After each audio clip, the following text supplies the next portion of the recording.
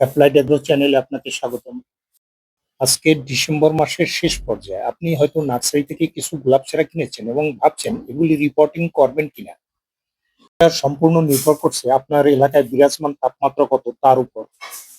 এক্ষেত্রে একটি বৈজ্ঞানিক তথ্য আমাদেরকে জানতে হবে, সেটা হলো 18 থেকে 22 ডিগ্রি সেলসিয়াস মাটির তাপমাত্রায় রুট অ্যাক্টিভেশন শুরু হয় এবং 22 থেকে 28 ডিগ্রি সেলসিয়াস তাপমাত্রায় এই রুট অ্যাক্টিভেশন অপটিমাল থাকে। সেই হিসাবে বাংলাদেশ এবং ওয়েস্ট বেঙ্গলের অধিকাংশ জেলায় গোলাপ রিপোর্টিং করার উপযুক্ত সময় হলো ফেব্রুয়ারি প্রথম এবং দ্বিতীয় সপ্তাহ।